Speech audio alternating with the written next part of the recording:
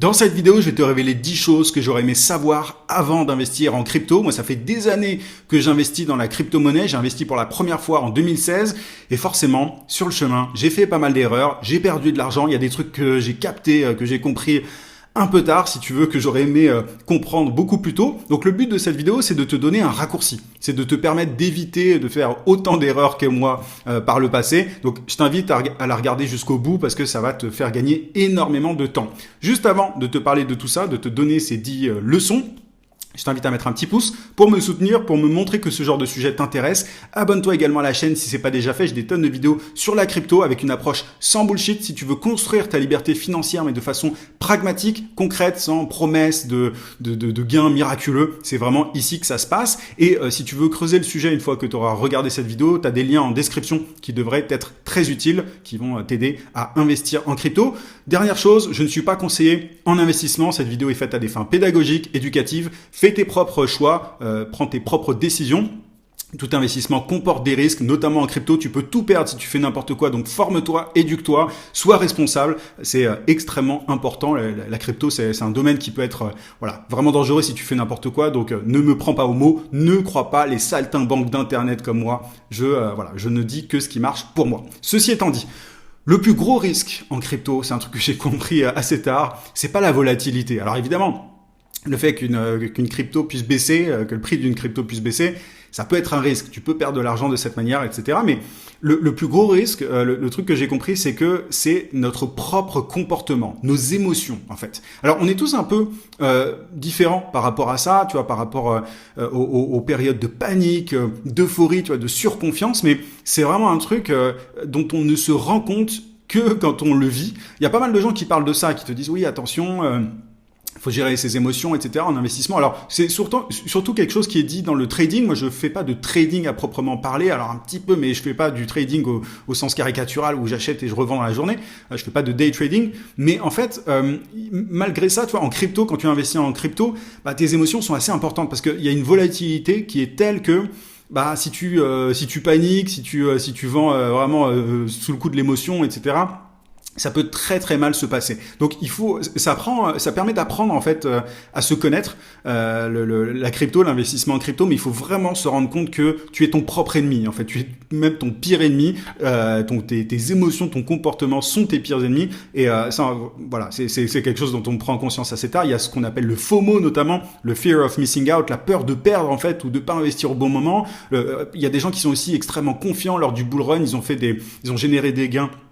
Donc ils se disent qu'ils sont invincibles, qu'ils ont tout compris, etc. Et généralement, ce qui se passe derrière, c'est que tout se casse la gueule par la suite pour eux. Donc, faut bien comprendre que on n'est pas invincible, on peut faire des erreurs, on peut s'auto-manipuler d'une certaine manière, on peut paniquer pour rien, on peut être ultra confiant pour rien non plus. Le tout, c'est de se demander si nos émotions sont basées sur, nos émotions, notre réaction, tu vois, face au marché est basée sur de la data. Est-ce que c'est concret, est-ce que c'est rationnel, est-ce qu'il y a une raison pour ça, ou est-ce qu'on est dans la pure émotion? Essaye toujours de prendre du recul sur ta propre appréhension des choses. Alors c'est pas toujours évident, on a toujours la tête dans le guidon, on a rarement du recul sur nous-mêmes, mais c'est important d'essayer de faire ça lorsqu'on panique ou lorsqu'on est vraiment trop en confiance.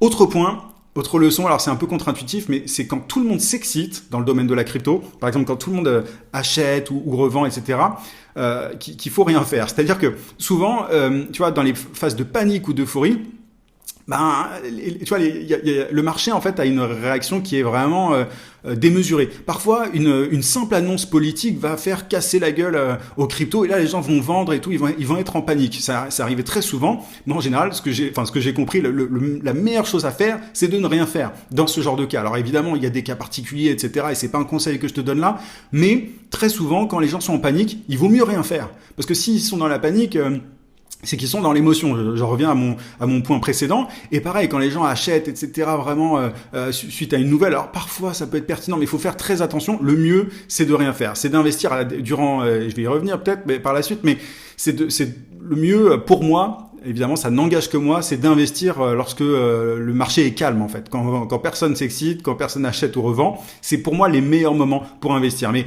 le truc vraiment que j'ai compris, c'est quand tout le monde s'excite, que à la hausse, à la baisse, le mieux c'est de rien faire et d'attendre un petit peu que les choses se tassent, que les choses se calment, mais pour y voir plus clair et savoir ensuite quoi faire.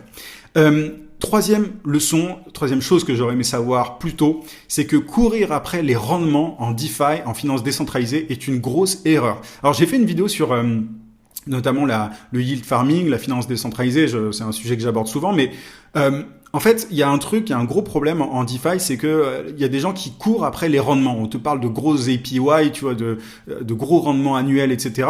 Et en fait, il faut bien comprendre que plus le rendement est grand, plus le risque l'est aussi. C'est-à-dire que ça sert à rien de regarder uniquement l'APY, le APY, le rendement annuel, grosso modo. Ça sert à rien de regarder ça.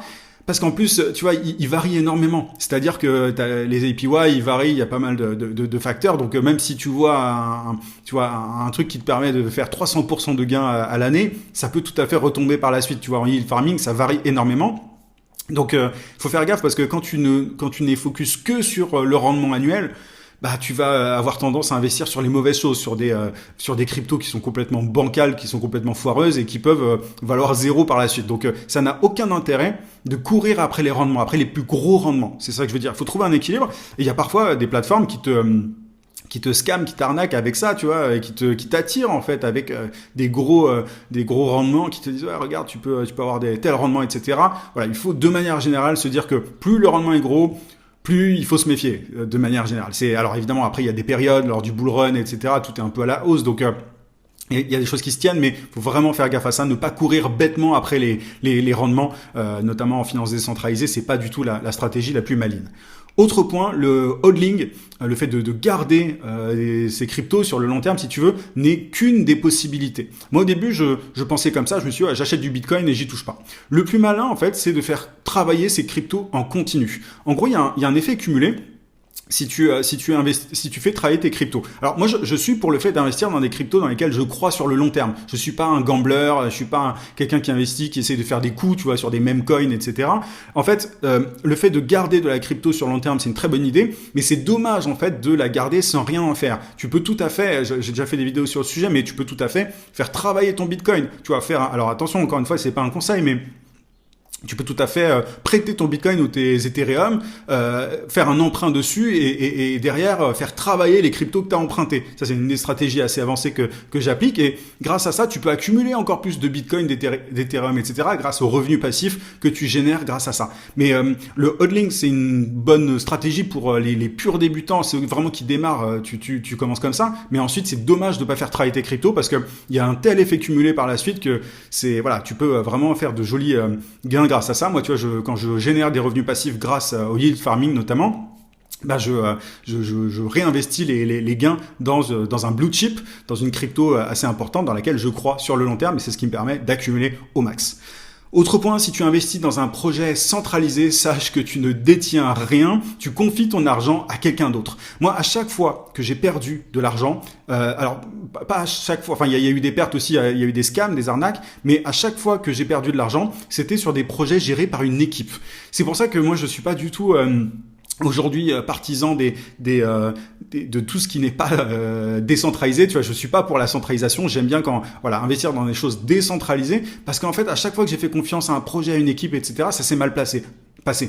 Il y avait toujours, tu vois, notamment il y a un projet sur lequel on m'a jamais rendu mon argent, etc. Alors après tu peux t'amuser avec des avocats, etc., mais ça va te coûter plus cher que ce que tu as investi parfois. Donc voilà, il faut vraiment faire attention. Il faut croire aucune équipe. La crypto, la magie de la crypto d'une certaine manière, c'est que tu peux investir vraiment dans des projets décentralisés, sur des plateformes décentralisées. Enfin, tu vois, tout ce qui est Uniswap, PancakeSwap, etc. C'est des plateformes sur lesquelles tu ne dépends pas d'une équipe. Alors évidemment, tu dépends d'un protocole, d'un site, d'une plateforme, mais voilà, il faut choisir les bonnes. Du coup, on n'est jamais à l'abri d'un risque. Il peut toujours y avoir des choses qui se passent mal, mais grosso modo, plus tu dépends d'une petite équipe qui va gérer des choses, plus tu prends des risques. Donc attention à ça.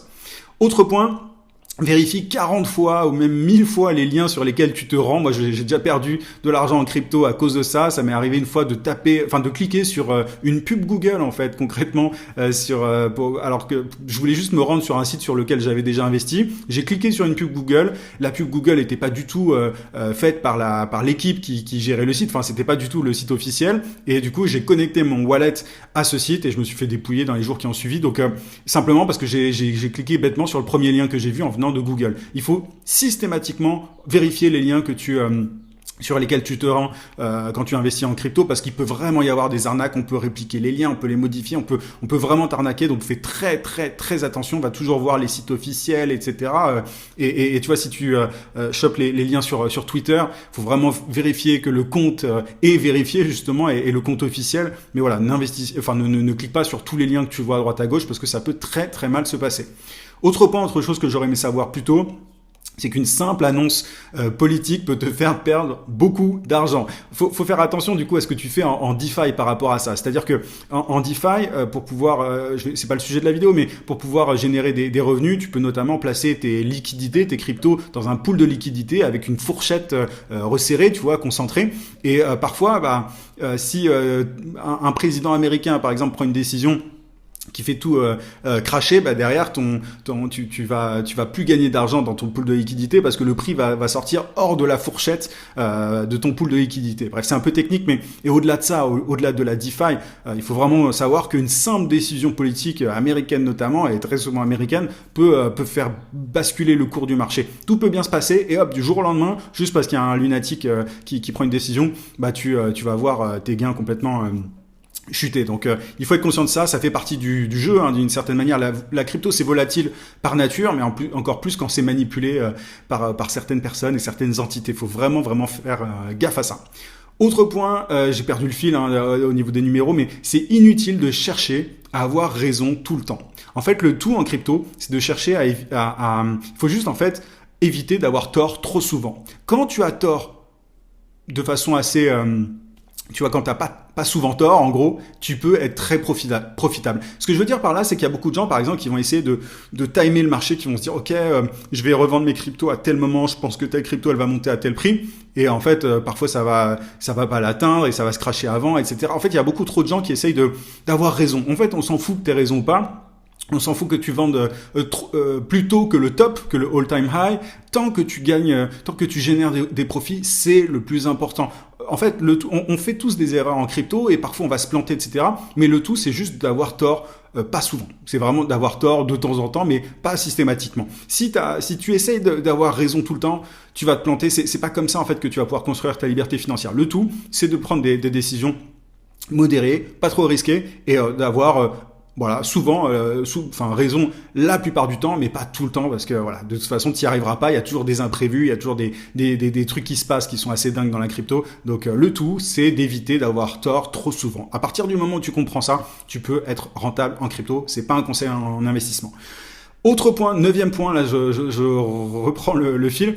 Le bear market te forme. C'est un moment qui est idéal pour te former, et le bull run te récompense. Donc en gros, il faut se former lors du bear market. C'est là que tu apprends, c'est aussi là que tu peux accumuler des cryptos pour pas cher. C'est pas un conseil en investissement, et le bull run te récompense. C'est-à-dire que beaucoup de gens commencent à investir lors du bull run. Tu vois, quand les cryptos sont déjà hautes, c'est pas le moment où tu peux faire le plus de gains. Donc il faut vraiment comprendre les cycles en crypto, tout ce qui est bear market et bull run, et quand tu comprends ces cycles-là, c'est là que tu peux tirer le plus de profit. Moi, j'ai accumulé, j'ai réalisé mes plus gros gains en crypto grâce au bear market, parce que j'ai pris les bonnes décisions lors du bear market, parce que je me suis formé lors du bear market, et ensuite j'ai été récompensé lors du bull run. Et alors, dernier point, la plupart, c'est ultra important pour le coup, mais la plupart du contenu sur la crypto est biaisé. C'est un truc, alors évidemment, ça semble évident aujourd'hui, mais quand on a de l'expérience dans la crypto, mais tout le monde ne le comprend pas, la plupart du contenu sur la crypto est complètement biaisé. C'est-à-dire qu'il y a tout ce qui est affiliation, promotion. En fait, l'idée, c'est d'apprendre les fondamentaux. Moi, c'est pour ça que j'enseigne aujourd'hui les fondamentaux sur ma chaîne YouTube, mais il faut pas écouter le reste. C'est-à-dire que il faut que tu prennes tes propres décisions. Ne va pas acheter un token juste parce que un influenceur que tu aimes bien en a parlé, tu vois, ou te dit que c'est le futur. C'est vraiment le pire truc à faire. C'est-à-dire que encore une fois, tous les crypto-influenceurs ils sont biaisés. C'est-à-dire que parfois, ils vont avoir de l'argent de la part d'un projet pour pouvoir le promouvoir. Parfois, ils vont toucher une com, etc. Donc, n'écoute aucun conseil qui te dit « achète ça ». Ça n'a absolument aucun intérêt. Il faut bien comprendre. Forme-toi, éduque-toi, deviens autonome, comprends en fait la crypto et les stratégies, etc. Et une fois que tu as ça, c'est comme ça que tu vas créer ta liberté financière. C'est pas en achetant un token que quelqu'un t'a recommandé, parce que très souvent le token il est nul. Enfin tu vois, il y a plein de cryptos comme ça qui ont été créés même par des célébrités, etc., qui sont complètement cassés la gueule, et il y a plein de gens derrière qui perdent de l'argent. Donc attention à ça, il faut vraiment pas écouter les influenceurs de manière générale, parce qu'ils te racontent des bêtises. J'espère que cette vidéo t'a été utile. Mets un petit pouce si c'est le cas, si ça t'a intéressé, ça permet aussi de me soutenir comme je te le disais. Abonne-toi si c'est pas déjà fait, et je te rappelle que tu as des liens en description pour creuser le sujet, si tu veux, si tu t'intéresses à l'investissement en crypto pour développer ton capital, pour construire ta liberté financière. C'est là que ça se passe. Clique sur les liens en description. Je te dis à la semaine prochaine, du coup, pour une prochaine vidéo. À plus.